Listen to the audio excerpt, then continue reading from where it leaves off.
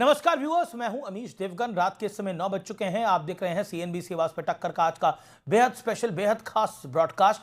तमिलनाडु और पश्चिम बंगाल में आज वोटिंग का पुराना रिकॉर्ड टूट गया, लेकिन इस वोटिंग से पहले राहुल गांधी ने कहा कि अगर ममता जी ने साफ सुथरी सरकार चलाई होती और ध्रुवीकरण नहीं किया होता तो बीजेपी के लिए रास्ता नहीं खुलता। ये राहुल गांधी के वचन है, बयान है। इस बयान के बाद बीजेपी कह रही है कि कांग्रेस ने नतीजों से पहले सरेंडर कर दिया है, लेकिन बड़ा प्रश्न यह है कि वोटिंग के टूटे रिकॉर्ड क्या इशारा कर रहे हैं। आज इन तमाम मुद्दों पर होगी सबसे बड़ी टक्कर सीएनबीसी आवाज पे, और टक्कर में बात होगी बंगाल का रण, तमिलनाडु का रण और राहुल गांधी का आत्मसमर्पण यानी सरेंडर। स्वागत है आपका सीएनबीसी आवाज के टक्कर के आज के बेहद खास, बेहद स्पेशल इलेक्शन स्पेशल ब्रॉडकास्ट में। टीएमसी के गुंडों को कहकर जाता हूं, 29 तारीख को निकलना मत, वरना गुंडों को तकलीफ है। झालमुरी ने भी कुछ लोगों को सन्नाटेदार झटका दिया है। झालमुरी मैंने खाई, लेकिन झाल टीएमसी को लगी है।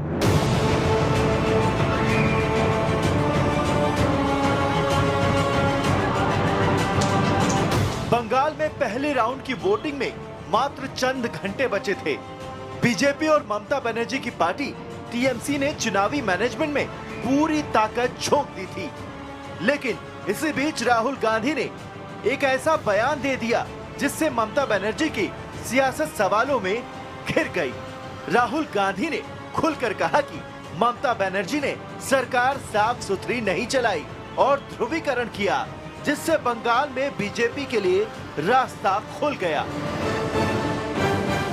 अगर ममता जी ने साफ सुथरी सरकार चलाई होती, अगर ममता जी ने बंगाल को पोलराइज नहीं किया होता, तो बीजेपी के लिए रास्ता नहीं खुलता। तो क्या राहुल गांधी ये मान रहे हैं कि बंगाल में बीजेपी सरकार बनने जा रही है? ये बड़ा सवाल है, लेकिन इस सवाल के साथ एक मुद्दा भी है। क्या बंगाल में कांग्रेस ने वोटिंग से पहले ही सरेंडर कर दिया? इस बीच कांग्रेस का एक और कंफ्यूजन सामने आया है।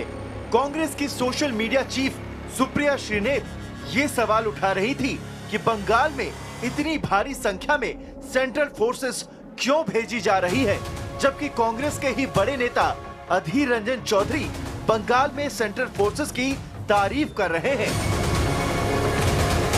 मैं हतप्रभ हूं।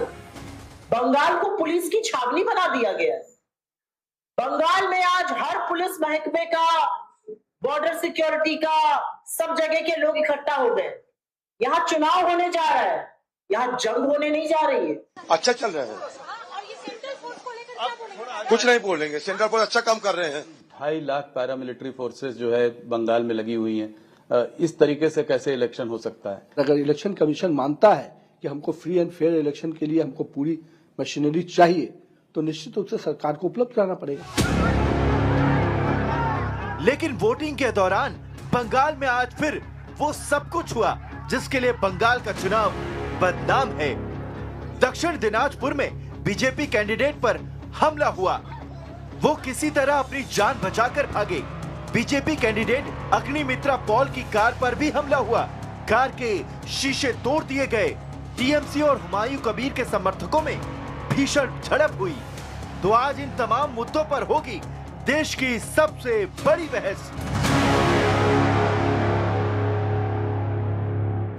तो इतनी हाई वोटिंग परसेंटेज के मायने क्या हैं, और क्या वाकई कांग्रेस का सरेंडर हो गया है बंगाल के अंदर? ये इंटरेस्टिंग बात है। मेरे साथ आइए देख लेते हैं विश्लेषण। इस समय सियासत में कांग्रेस के सरेंडर का विश्लेषण। पश्चिम बंगाल में लगभग 49 साल से कांग्रेस सत्ता में नहीं आई है। इस बार भी राहुल गांधी ने वोटिंग से पहले ही सरेंडर का हिंट दे दिया है, और सरेंडर एक तरह से कर दिया है। उन्होंने कहा है कि बीजेपी मजबूत नजर आ रही है। गुजरात लगभग 30 सालों से कांग्रेस सत्ता से बाहर है। आखिरी सरकार 1985 के चुनाव में बनी थी, तब माधव सिंह सोलंकी के नेतृत्व में कांग्रेस जीती थी और खाम का फॉर्मूला अपनाती थी। उत्तर प्रदेश में करीब 37 साल से कांग्रेस सत्ता से नहीं मिली है। आखिरी बार 1989 में उनके पास सत्ता रही, लेकिन 37 साल से लगभग उत्तर प्रदेश से कांग्रेस गायब है। बिहार में भी यही आलम है। ओडिशा कांग्रेस साल 2000 के बाद करीब 26 साल से सत्ता से बाहर है। पहले बीजू जनता दल आई, अब भारतीय जनता पार्टी है। हरियाणा में 11.5 साल से सत्ता से बाहर है। 2014 के विधानसभा चुनाव में कांग्रेस की भारी हार हुई, उसके बाद से कभी वापस लौट के नहीं आई। इस बार उम्मीदें जगी थी, लेकिन इस बार बीजेपी सबसे ज्यादा सीटें जीत के आई, कड़ी मेहनत कर कर। और बिहार में भी यही हाल है। लगभग 40 सालों से बिहार से भी कांग्रेस गायब है, यानी लगभग कांग्रेस का सफाया हुआ है।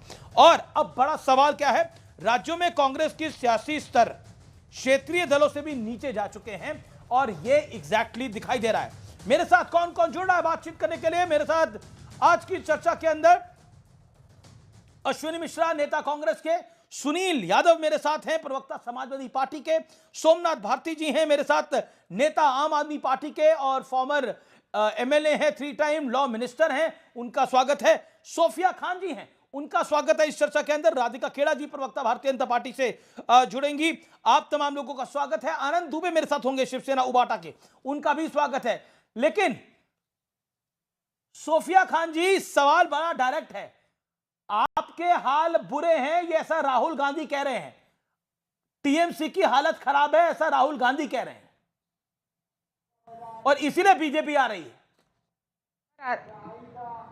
नमस्कार, आदाब आप सभी को। देखिए, पहले चरण में जिस तरीके से महिलाओं ने 2 करोड़ महिलाओं ने 152 सीट पर जिस तरीके का प्रदर्शन दिया है, जिस तरीके से वोटिंग हुई है आज, ये एक बार फिर से दर्शाता है कि महिलाओं ने एक बार फिर से भाजपा सरकार को नकारने की और चौथी बार दीदी की सरकार को बनाने की एक जो कसम खाई थी 4 महीने पहले एसआईआर की प्रतिक्रिया जब शुरू हुई थी, जब पश्चिम बंगाल के लोगों को बांग्लादेशी बोल के संबोधित किया गया था, जब पश्चिम बंगाल की महिलाओं को एक जुमला देने की कोशिश की गई थी लक्की भंडार को हटाकर और कन्याश्री को हटाकर, तो देखिए पश्चिम बंगाल की महिलाओं ने एक बार फिर से दिखा दिया, माताओं ने, बहनों ने, कि हम लोगों को अभी कम से कम और अगले 5 साल तक या जब तक ममता बनर्जी जीवित है उनके सिवा उन लोगों को कोई नहीं चाहिए। लेकिन तो राहुल गांधी को क्यों दिखाई दे रहा है वोटिंग परसेंटेज? लेकिन राहुल गांधी को क्यों दिखाई दे रहा है? वो कह रहे हैं ममता बनर्जी ने खराब सरकार चलाई है।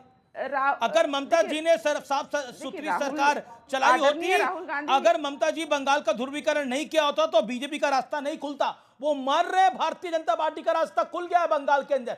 It means TMC is losing, Rahul is accepting. तो है नहीं,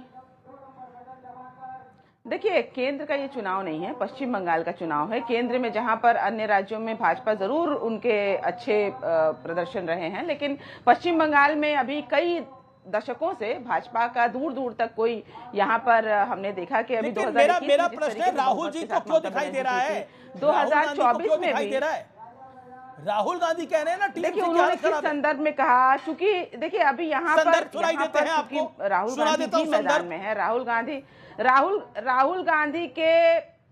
गांधी के प्रार्थी भी यहाँ पर कंटेस्ट कर रहे हैं हर एक सीटों पे, तो जाहिर सी बात है कि उन्होंने अपने हिसाब से कहा। और जहां तक बात देखिए, अपने हिसाब से कहते हैं, बोलते मेरी सरकार आ रही है, तृणमूल और कांग्रेस अलग है। सोफिया खान, तृणमूल और कांग्रेस अलग है। तृणमूल, मैं शाउटिंग मैच नहीं करना चाहता, बहुत अच्छी डिस्कशन आपके साथ करना चाहता हूं।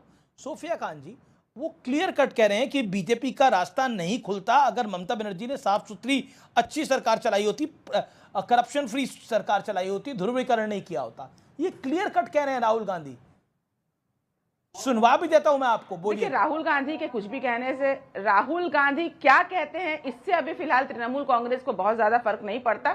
2029 में जब हम लड़ाई लड़ेंगे गठबंधन के साथ, तो उसमें हमारी जरूर एक उनके सोच को हम मान्यता देंगे, लेकिन फिलहाल 2026 के चुनाव में पश्चिम बंगाल के हमारी जो लड़ाई है, सीधे सीधे अभी फिलहाल यहाँ पर देखिए पश्चिम बंगाल में कांग्रेस का खाता भी नहीं खुलता कई सालों से, तो इस बार भी कोई फैक्टर नहीं है, कांग्रेस हो या हुमायूं कबीर हो या सीपीआईएम हो, इनके बारे में हम बात नहीं करते, बल्कि केंद्रीय बल, केंद्रीय सरकार जो यहाँ पर आके जिस तरीके से लड़ाई करने की कोशिश कर रही है ममता बनर्जी को हराने की, हमारी फाइटिंग सीधे सीधे भाजपा से है। आपका खेल नहीं बनता इसलिए खेल बिगाड़ दिया जाए, क्या यह सोच है जो राहुल गांधी ने बात बोली? कि अगर ममता जी ने साफ सुथरी सरकार चलाई होती, अगर ममता जी ने बंगाल का ध्रुवीकरण नहीं किया होता तो बीजेपी के लिए रास्ता नहीं खुलता। आप भी मान रहे हैं बीजेपी के लिए रास्ता खुल रहा है, आपके नेता मान रहे हैं, तो आप भी मान रहे हैं मतलब? अमीश जी, आपको, आपके सभी दर्शकों को धन्यवाद। मैं बात की शुरुआत करूंगा 2 लाइनों से कि क्या हार में क्या जीत में, किंचित नहीं भयभीत में, संघर्ष पथ पर जो मिला ये भी सही वो भी सही। राजनीति में जीत हार से ज़्यादा जरूरी होता है आइडियोलॉजी। जीत हार से ज़्यादा महत्वपूर्ण होता है कि आप किस विचारधारा के साथ जुड़े हुए हैं, किन लोगों की बात कर रहे हैं। कांग्रेस पार्टी की विचारधारा रही है कि उन 90% लोगों की बात करना इस देश में जो इसमें घाना से बदतर जिंदगी जी रहे हैं। भारतीय जनता पार्टी की राजनीति रही है हमेशा से हिंदू मुस्लिम और ध्रुवीकरण की राजनीति करना, हमेशा रिलीजियस लाइन नहीं। मेरा प्रश्न है, राहुल गांधी जी ने ये क्यों बाइट चलाएंगे? मैं आपके प्रश्न पे आ रहा हूं, मैं बोल रहा हूं, उसी पे आ रहा हूं अमीश जी। अगर आप राहुल गांधी जी की पूरी बाइट चलाएंगे तो उन्होंने उसमें उन्होंने बताया है कि कैसे भारतीय जनता पार्टी ध्रुवीकरण की राजनीति करती है, कैसे भारतीय Janata party law and order का मखौल बनाती है, और ममता जी ने कहीं ना कहीं उसी टाइप की राजनीति को इनिशिएट कर करके भारतीय जनता पार्टी के लिए एक ऑप्शन दे दिया कि भारतीय जनता पार्टी वो राजनीति कर सके टीएमसी के साथ बंगाल में। इसका मतलब ये कतई नहीं है कि भारतीय जनता पार्टी की सरकार आ रही है, टीएमसी की सरकार आ रही है। इसका मतलब ये है कि हम वहां पर हमेशा से स्ट्रांगली लड़ेंगे और वहां पर जनता इस बार बदलाव चाहती है और 90% ममता जी ने भी ऐसी सरकार चलाई है। ओके, सोफिया खान, राजनीति चाहती है। 30 second, then I'll go to S Gurumurthy, RSS ideologue, editor of Thuglak. Okay, Sofia Khan, humble question, do you think जो अभी अश्विनी मिश्रा कह रहे हैं कि ममता बनर्जी ने भी ऐसी सरकार चलाई है जैसी राहुल जी बता रहे हैं, do you agree to this statement? देखिए, जितनी पार्टी उनके अपने अपने सोच हो सकते हैं, हम लोग ऑब्वियसली इंडिया गठबंधन के साथ हैं, लेकिन मैंने अभी कहा कि 2029 के केंद्रीय चुनाव में हम जरूर इन बातों पे चर्चा करेंगे, लेकिन अभी फिलहाल हमारी जो सीधी सीधी लड़ाई है वो भाजपा के जो जिस तरीके की धार्मिक औकात नहीं है बात करने की। नहीं, मैंने ऐसे शब्दों का इस्तेमाल नहीं किया। डेफिनेटली कांग्रेस अभी कोई फैक्टर नहीं रखता पश्चिम बंगाल में, क्योंकि इनके अगर आप 2021 या 2024 की बात करें तो इनके एक भी खाते नहीं खुले हैं, तो हम इनको बिल्कुल चलते हैं। Okay, we'll go to S Gurumurthy साहब, आरएसएस आइडियोलॉग हैं, is a veteran editor Thuglak के, चीफ एडिटर तुगलक के। Mister Gurumurthy, thank you so much for joining us. Hindi में सवाल मैं पूछूं, आप जवाब दे पाएंगे? दे पाऊंगा जी। लोग समझेंगे या नहीं समझेंगे मालूम नहीं। जी गुरुमूर्ति जी, मेरा प्रश्न आपसे ये है, पहला कि how do you see it, Rahul Gandhi voting से एन पहले ही इज गिविंग अ स्टेटमेंट, अगर ममता जी ने साफ सुथरी गवर्नमेंट चलाई होती, अगर ममता जी ने बंगाल का पोलराइजेशन नहीं किया होता तो बीजेपी के लिए रास्ता नहीं खुलता। How do you take it? First, ये इंडिया अलायंस का कोलैप्स है, ऑफिशियल कोलैप्स है। इंडिया अलायंस तो बंगाल में नहीं है, फिर भी ऑल इंडिया में कुछ है, इसका एक ब्रांड है, नाम है। राहुल गांधी और कांग्रेस का उसमें थोड़ा पकड़ है, ये खत्म हुआ है आज। राहुल ऐसा बोलना है नहीं बोलना है वो डिसाइड करेगा, कांग्रेस डिसाइड करेगा, फिर भी इलेक्शन डे में ऐसा कहना ठीक नहीं है।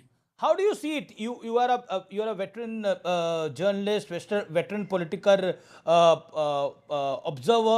How do you see it? आप क्या देखते हैं, राहुल गांधी जिस तरह की statement before election evening if he is giving, तो what kind of leader he is? वो अपनी पार्टी कैडर को उनका मॉरल तो अपनी कर रहे हैं, डिमोरलाइज ही कर रहे हैं। How do you see Rahul Gandhi? He hasn't spoken as a leader. He has spoken as a commentator. Okay. Political analyst. Of course, you cannot bring Rahul Gandhi under any kind of grammar. He speaks without any foundation as to how a political leader should behave, particularly an opposition leader, and someone who is supposed to bring together all the opposition parties against the present government. So he is an embarrassment to the opposition parties. Rahul Gandhi एक embarrassment है opposition के लिए, विपक्ष के लिए। विपक्ष के लिए, फॉर एग्जाम्पल इन तमिलनाडु, जी, he didn't even share platform with Stalin. was perhaps the most loyal friend of the Congress and Rahul. I cannot understand it. Okay अब आप आज वोटिंग पैटर्न से तमिलनाडु में व्हाट इज योर एनालिसिस, कैसे आप देखते हैं? Because Stalin is very confident, NDA is very confident, Tamil Nadu में आपको क्या लगता है? डू यू सी बीजेपी कुछ गेन कर पाएगी तमिलनाडु जैसी स्टेट में जो टफ रही है भारतीय जनता पार्टी के लिए हमेशा? See, Bharatiya Janata Party has decided to play not a prominent role in this election, but as part of the ADMK alliance. ADMK is now leading the alliance with substantial number of seats it is contesting. But my own understanding of the situation is that the DMK virtually bought the most of the media, shut its mouth, and so the anti-establishment feelings were not coming out. Even the DMK did not know the kind of deep anti-establishment feelings that exist. And in the last 10 days, it is coming out, and the DMK itself is quite disturbed about it. This is one. अच्छा, आपको लग रहा है कि AIDMK का as है और DMK का उतना बड़ा एज नहीं है? Do you see that? Actually, right now, a week back, I thought that it was neck and neck. But now I feel ADMK has a slight edge. But there is NDA has an edge. NDA को बढ़त है. But there is one more factor called Vijay, who has substantial influence in the northern districts. Okay. He is not so much below Trichy and on the western side. He is not making a huge impact, but in the northern districts he does. If he takes away very substantial number of anti-DMK votes, then NDA may be in trouble in northern districts. But I have a feeling that those who love him madly will vote for him. Like Seaman. Those who love Seaman will vote for them. But the anti-establishment feeling they had generated will go against them because they feel these are not the people who will defeat the DMK. It is only the ADMK and BJP which can defeat the DMK. This happened in 1996. Ji Gurumurthy ji, 1990 it happened. जी, मेरा आखिरी सवाल है, जो महिलाओं का bill जो जिस तरह से गिरा है पार्लियामेंट के अंदर, वुमेन रिजर्वेशन बिल पार्लियामेंट में जिस तरह से गिरा है, उसका कितना असर पड़ेगा अगर आप हिंदी में समझा पाए तमिलनाडु जैसे स्टेट में?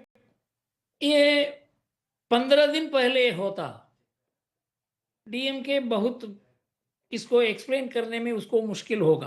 होगा. ये लास्ट मिनट में हुआ.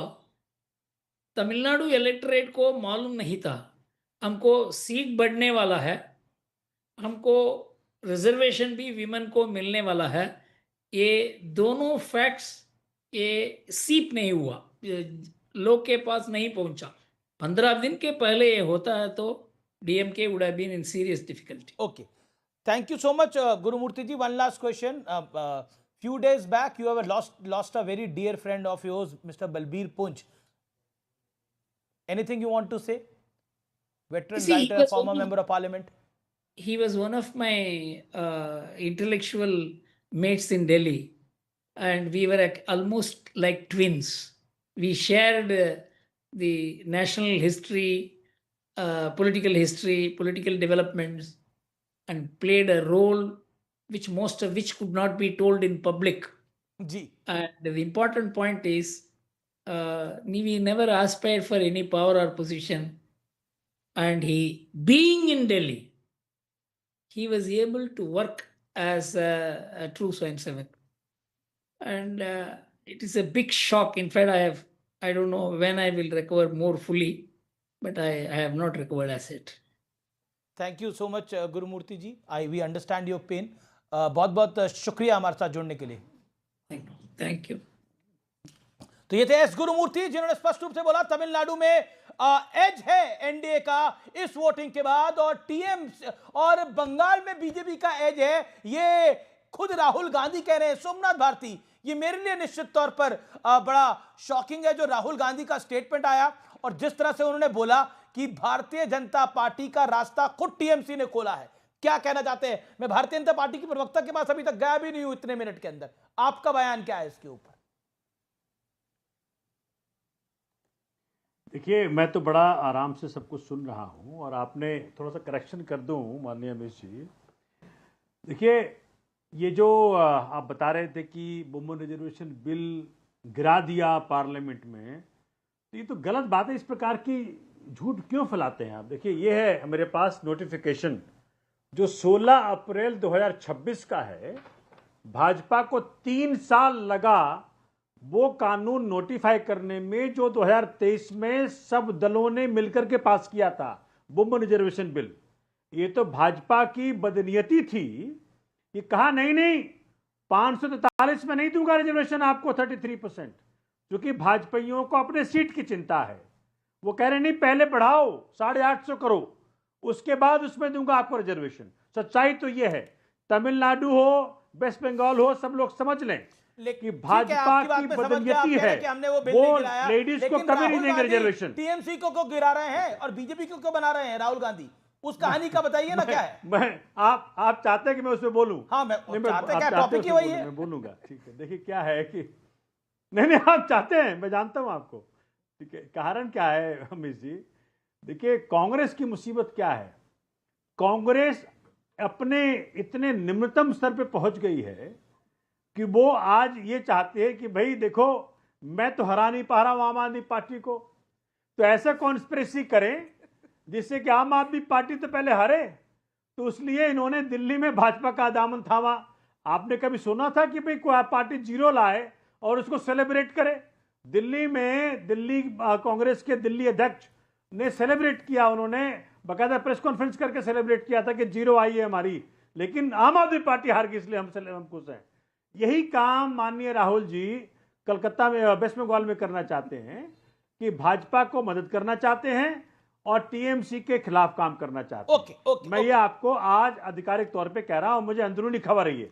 अश्विनी मिश्रा, नहीं, अब मुझे राधिका जी, अब आप वेट करिए थोड़ा और। अश्विनी मिश्रा, इसका जवाब दीजिए। राहुल गांधी जी काम करना चाहते हैं भारतीय जनता पार्टी के लिए या राधिका खेड़ा जी की पार्टी के लिए? कांग्रेस पार्टी एक मूल्यों की पार्टी है। It does not compromise its core values, unlike आम आदमी पार्टी एंड भारतीय जनता पार्टी। अभी हमारे एस गुरुमूर्ति जी भी बात कर रहे थे। I don't know what kind of political commentator he was, because इनकी मैगजीन का नाम तुगलक है और देश में सबसे बड़ा तुगलक शासक हमारा बैठा हुआ है दिल्ली में, नरेंद्र मोदी जी नाम का।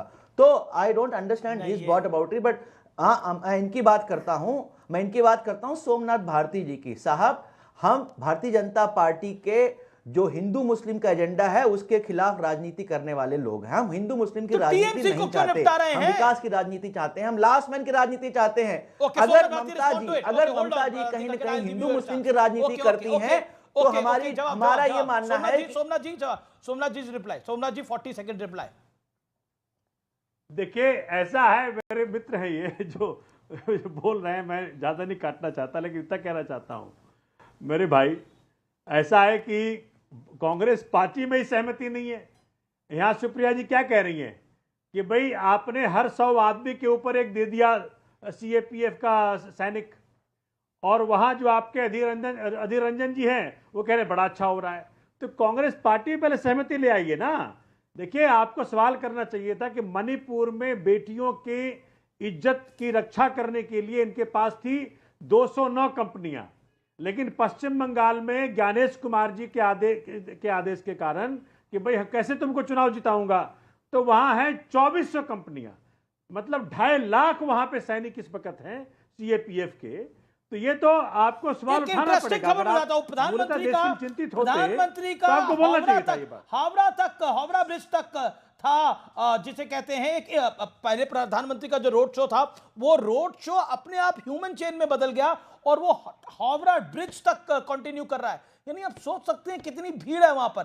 ओके राधिका खेड़ा, सीधे तौर पर मैं आपको बताता हूं, राहुल गांधी का ये सरेंडर है, जो सरेंडर कहते थे, वो खुद सरेंडर करके चल दिए हैं आज बंगाल के अंदर। देखिए, ऐसा मैंने नहीं देखा है। S Gurumurthy who is a veteran, we all respect him, और उन्होंने बोला कि ये मतलब अपने कैडर को डिमोटिवेट करने का एक नया तरीका है। देखिए राहुल गांधी की आदत है अपने कैडर को मूर्ख बनाने की, और लोगों को भी जो उनके वोटर्स हैं।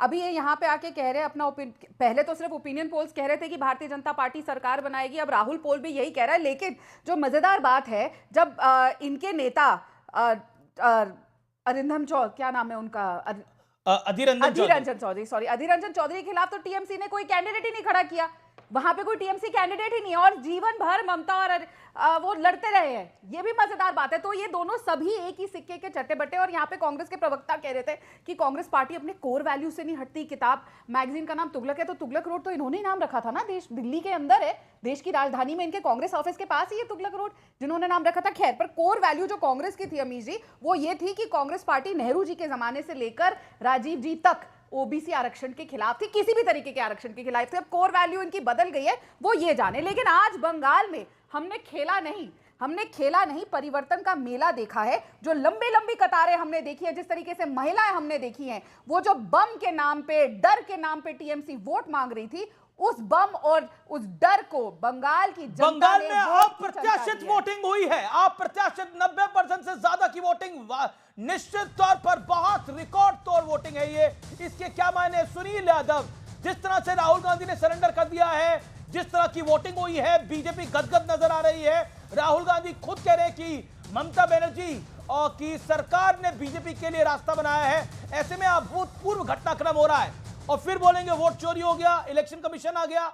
अब बताइए, खुद राहुल गांधी का पोल कह रहा है कि बीजेपी आ रही है बंगाल के अंदर। अब बंगाल के बाद उत्तर प्रदेश आता है। देखिए अमीश भाई, अगर ज्ञानेश जी और अमित शाह जी और मोदी जी साथ मिलकर के चुनाव लड़ें तो ये 110% भी वोट डलवा सकते हैं। अभी तो 90%, 90+ गए हैं। मैं केवल एक बात कहूँगा, बंगाल का चुनाव पूरा देश देख रहा है, और हम आप सब लोग देख रहे हैं किस तरीके से अधिकारी बदले गए, किस तरीके से चुनाव आयोग काम कर रहा है, किस तरीके से लगभग 2.5 लाख फोर्स लगी है। हर 100 आदमी पे आपने फोर्स लगा दी, तो आप मैसेज क्या देना चाहते हैं? आप चुनाव लड़ रहे हैं या चुनाव लूट रहे हैं? आप चुनाव की जो परंपराएं हैं, जो चुनाव के नियम कानून हैं, सबकी धज्जियां भारतीय जनता पार्टी ने उड़ा दी है। उसके बावजूद मैं आपके कार्यक्रम में कह रहा हूं, फिर रिजल्ट आएगा 4 तारीख के बाद भी, अगर आप बुलाएंगे तो हम लोग आपके कार्यक्रम में आएंगे। बंगाल में भारतीय जनता पार्टी जो पिछली बार विधायक जीती थी, उससे भले 2 कम जीते, लेकिन उतना नहीं छू पाएगी सरकार बनाने का। राहुल गांधी जी को क्यों लग रहा है कि राहुल गांधी जी को क्यों लग रहा है कि ममता बनर्जी की कुशासन की वजह से बीजेपी रास्ता बना रही है? क्यों लग रहा है सुनील यादव? देखिए, अब राहुल गांधी जी अपनी कांग्रेस पार्टी के बड़े नेता हैं, राष्ट्रीय अध्यक्ष रहे हैं। अब उनको क्यों लग रहा है, कैसे लग रहा है? वो तो आम आदमी पार्टी के खिलाफ दिल्ली में भी थे, वो बंगाल में भी हैं। लेकिन हमारा अपना मानना है, भारतीय जनता पार्टी को तो आम आदमी पार्टी तो हार गई ना, दल हैं, मतलब आप कह रहे हैं वहां टीएमसी हार जाएगी। अब सपा भी ये मान रही है, राहुल जी की बात से सहमत हो रही है, टीएमसी हार जाएगी। टीएमसी नहीं हारेगी, टीएमसी नहीं हारेगी। ये बड़ी बात बोल रहे हैं। टीएमसी नहीं हारेगी, टीएमसी पूरा इलाज करके बांधेगी, पूरा इलाज करके भेजेगी। आपने भी इनडायरेक्टली तो मान ही लिया ना कि आम आदमी पार्टी दिल्ली में निपटी, अब बंगाल के अंदर अभी ये भी निपटेंगे, ये भी निपटेंगे। जो कहां पर? यूपी में। अब कह रहे यूपी में सपा हार जाएगी। सुन लीजिए, देखिए अमीश भाई, कोई भी जो कांग्रेस पार्टी के साथ जाएगा वो साथ डूबेगा। लेकिन मेरा एक सवाल है, ये लोग जो हाथ में डंडा उठाए चलते थे कि वोट चोरी हो गया, वोट चोरी हो गया। कीर्ति आजाद, अभी दिल्ली में चुनाव हुए थे 2025 में, कीर्ति आजाद साहब ने खानपुर में दिल्ली में जाके अपना वोट दिया था। अब की बार बंगाल में चुनाव हुए, अपना वोट दे के आए। अब वोट चोरी नहीं हो रही। इनके एमपी जो वहां पे जाके कभी दिल्ली में वोट दे देते हैं, बंगाल में चुनाव आ जाते हैं तो बंगाल में वोट दे देते हैं। मैं एक सेकेंड, क्या आपको लगता है जो बीजेपी गेज कर रही है कि बंगाल के बाद अब यूपी? देखिए बीजेपी का डायरेक्ट है असम, बंगाल के बाद उत्तर प्रदेश, पंजाब भी बीच में आएगा, वो भी हम जीतेंगे। सुनील यादव, अरे आप पाकिस्तान में जीतेंगे। अमीश भाई, मैं एक बात, पाकिस्तान पाकिस्तान में जीतेंगे, मालूम है आपको? तो केजरीवाल है वहां के, पाकिस्तान आप जीतेंगे। क्या यहाँ पे बिरयानी तो आप खाते जाकर के ना हुआ। आपको खुशी खुशी बताएंगे, अरे बिरयानी तो खालिस्तानी एंटी नेशनल क्या खुशी खुशी जगह देंगे। बिन बुलाए तो आप जाते हैं पाकिस्तान बिरयानी खाने की चर्चा ना करें। माननीय मोदी जी नवाज शरीफ की शादी में जाते हैं बिन बुलाए। खालिस्तानियों से पैसे लेते हैं आप लोग, जिन्ना के मजार पे जाते हैं आपके नेता। पैसे अपने पास रख लिए, अरे जिन्ना के मजार पे जाते हैं आप लोग। राधिका जी जानती है कि लंदन में बैठ के वो चुनाव राधिका जी पैसा ले रहे थे। जिन्ना के मजार पे भाजपा नेता जाते हैं। पंजाब को आपने खालिस्तानियों जिन्ना के मजार पे भाजपा नेता जाते हैं। अच्छा ठीक है, बिन बुलाए बिरयानी आप खाने जाते हैं पाकिस्तान।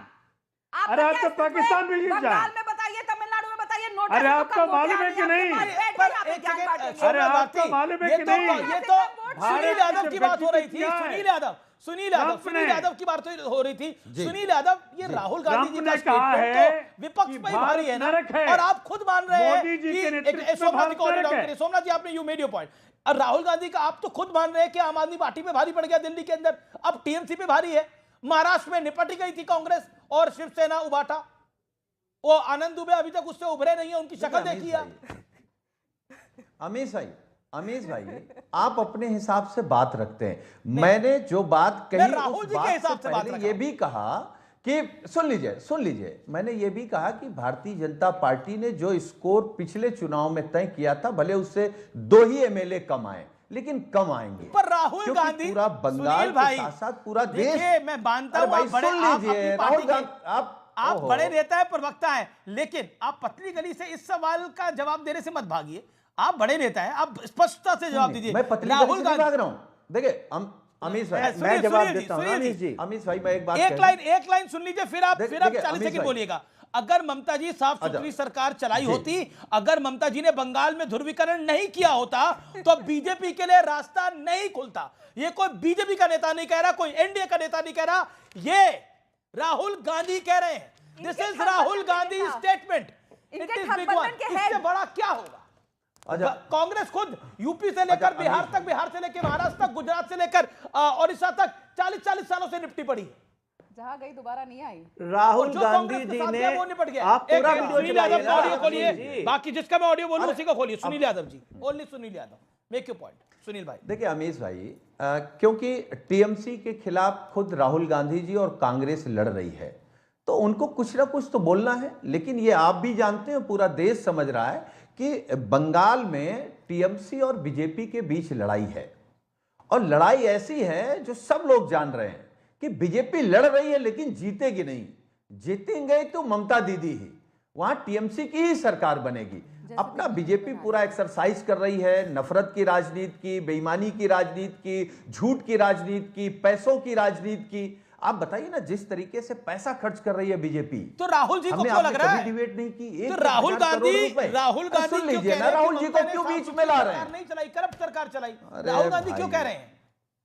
मुझे पता है आप ये सवाल आपको परेशान कर रहे हैं, लेकिन जवाब लेके जाऊंगा आज। राहुल गांधी नहीं परेशान नहीं कर रहा है भाई आप हमारे नेता की बात पूछेंगे, पार्टी की बात पूछेंगे। अब बीजेपी क्या कर रही है, कांग्रेस क्या कह रही है, ये हम नहीं जानते। हम इतना जानते हैं कि बंगाल में कांग्रेस आपकी अलायंस है यूपी के अंदर, यानी यूपी में भी लुटिया डूबने वाली है। अच्छा ठीक, अब सुन लीजिए। अच्छा, यूपी में वो लुटिया डुबाएंगे जो जिस यूपी ने प्रधानमंत्री जी को घुटने पे लाके पानी पिला दिया। अब की आए प्रधानमंत्री जी जीत के दिखाएं, अब की आए योगी जी जीत के दिखाएं उत्तर प्रदेश।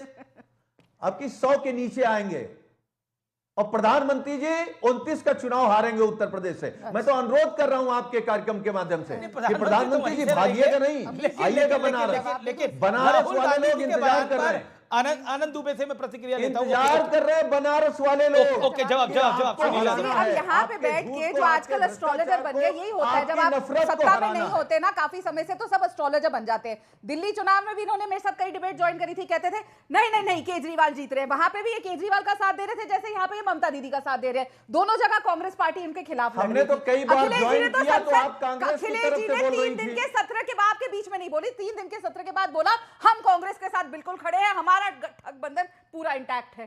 तो पहले तो ये आपस में तय कर ले है कि नहीं है। लेकिन आप लोग चुनाव जीत पाते हैं, ना आप लोग अच्छी प्रेडिक्शंस कर पाते हैं एक चीज में, लेकिन समाजवादी पार्टी माहिर है, वो है टूटी चुराने में। ओके, सुनील यादव जी। अब बीबी छोड़ने में तो नहीं माहिर है ना, कि उसमें भी माहिर है? क्या छोड़ने में? ये महिला आरक्षण बिल ला रहे थे, खुद की बीबी छोड़ के बैठे हैं। और अमित जी आप भी झूठ बोलते हैं कि महिला बिल गिर गया। आप नहीं बोल पा रहे हैं। आप सुन लीजिए, महिला होने का फायदा मत उठाइए। सुन लीजिए, कोई बीबी छोड़ के नहीं बैठा है विपक्ष में। अच्छा बताइए, इस देश में जिसने अपनी बीबी छोड़ दी वो महिला आरक्षण की बात करेगा।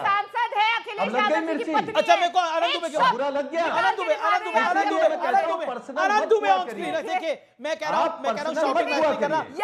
भाजपा कभी भी समाजवादी पार्टी से जीत नहीं सकती। आनंद दुबे नफरत करते रहिए। ऑडियो जाओ। टक्कर के इलेक्शन ब्रॉडकास्ट में एक ब्रेक के उस पार एक और बड़ी खबर।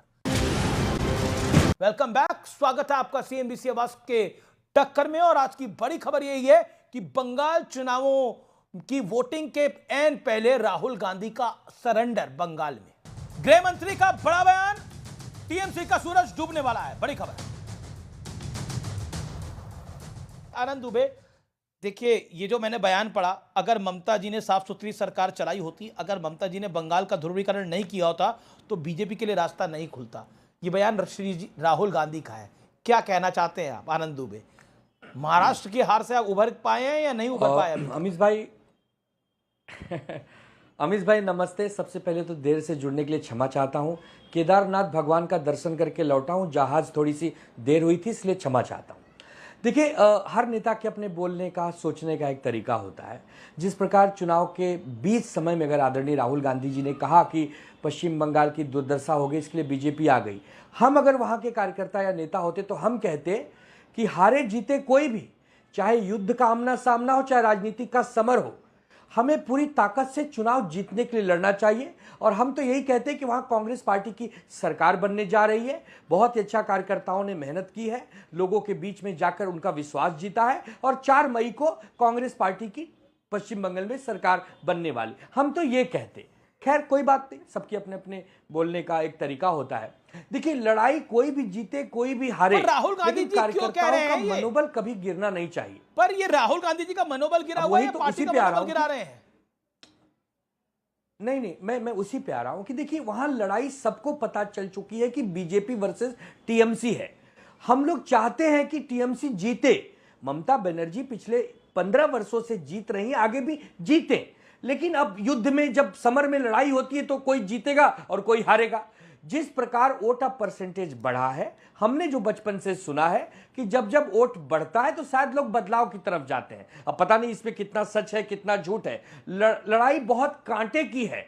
उस कांटे की लड़ाई में अगर राहुल गांधी जी ये कह देते कि वहां कांग्रेस की सरकार आ रही है पूरी ताकत से, तो एक इंडिया गठबंधन होने के नाते, कि क्या बात है, वो ये कह देते, वो कह देते। उन्होंने जो कहा है मैंने बता दिया। आनंद दुबे, ना मैं फिल्म की कहानी अरे बता तो रहा हूं, महाभारत की लड़ाई में मैं रियलिटी बता रहा हूं, व्हाट राहुल गांधी सेड।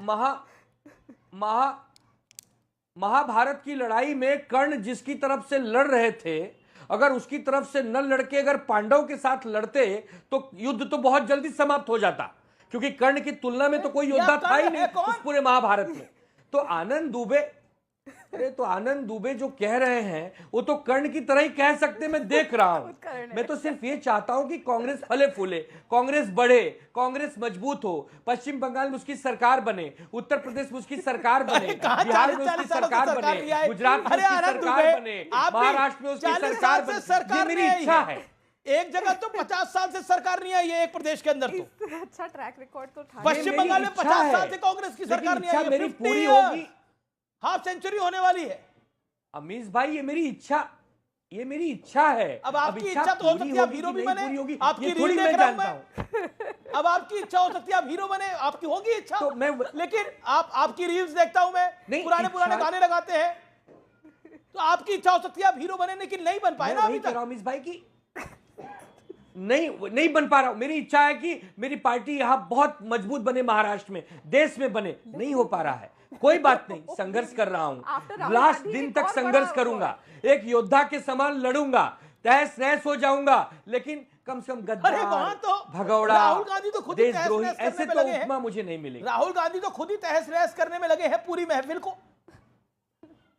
अमीश भाई, आपका सवाल आज जायज है। आपके आज जो बाण है आनंद दुबे के सीने को छलनी कर रहे हैं। मेरे पास जवाब नहीं है देने को, क्योंकि अगर मैं राहुल गांधी की जगह होता तो ये कहता कि वहां कांग्रेस की सरकार बन रही है। Rahul Gandhi played to the gallery of Bharatiya Janata Party. That's the state question tonight. Rahul Gandhi Bharatiya Janata party के कैंपेनर की तरह बोले हैं, ये ऑपोजिशन के मन में आ रहा है। अब आनंद दुबे की बात का जवाब अश्विनी जी। अमीश जी, आनंद दुबे जी ने महाभारत की बात की। दुबे जी महाभारत में पांडव पत्नियों के सम्मान के लिए लड़े थे, पत्नी को छोड़ने के लिए नहीं लड़े थे। तो हम पांडवों को, हम भारतीय जनता पार्टी को पांडव तो कतई नहीं मानते। जिसका मुखिया ऐसा हो। नहीं, मैं बता रहा हूं। अब आपके सवाल पे आते, पहले राधिका जी ने बोला कि तुगलक रोड कांग्रेस ने रखा था। तुगलक रोड को छोड़िए, तुगलक रोड के चक्कर में पड़े हैं, रोड पर आए हुए हैं। शायद आपका नॉलेज जो है भाजपा में जाने के बाद खराब हो गया होगा। अब आते हैं तीसरी बात पर। अब आते हैं तीसरी बात पे। एक सेकंड, आनंद दुबे 20 सेकंड। जी अमीश भाई, देखिए, आनंद दुबे हमेशा मुद्दों की बात करने वाला कार्यकर्ता है। आनंद दुबे व्यक्तिगत हमले नहीं करता। हम लोग माताओं बहनों के सम्मान में कल भी थे, आज भी और कल भी रहेंगे। 2023 का बिल अगर सिंगल आता, सब लोग उसका साथ देते। उसमें 2 बिल और ऐड थे, वो बिल गिर गया, सबके सामने है। तो उस बिल पर हम ज्यादा बोलना नहीं चाहेंगे। हम तो सिर्फ ये बोलना चाहेंगे कि जो मेन मुद्दे हैं, महंगाई पर कोई बात करे, हम उसका साथ दे देंगे। बेरोजगारी पे कोई बात करे, राहुल गांधी ने मौका दे दिया भारतीय जनता पार्टी को, हाँ या ना? Anand Dubey, how do you see it? मैं वही कह रहा हूं कि चुनाव के समय जब एक चरण का चुनाव हो जाए और दूसरा चरण सामने खड़ा हो, अगर ऐसे समय अगर अब बताइए कांग्रेस का झंडा लेके जो पश्चिम बंगाल में चल रहा है। 30 सेकंड, सोमनाथ भारती जी 30 सेकंड। ऐसा है अमीश जी, 2024 में जब माननीय मोदी जी की संख्या 400 का नारा देकर के 240 पे अटका, तब माननीय मोदी जी ने अमित शाह जी को चुनावी कैंपेन से हटा करके ज्ञानेश कुमार को सौंप दिया। अब ज्ञानेश कुमार चुनाव लड़ाते हैं। तो राहुल गांधी क्यों बोल रहे हैं आम आदमी पार्टी के बीच में? सुनिए, बता रहे क्यों? रुकिए ना, please permit me some time sir, I respect you. Similarly आप देखें, ये परकला प्रभाकर हैं जो माननीय निर्मला सीतारामन। मिला CNBC आवाज के टक्कर में आज के लिए इतना ही।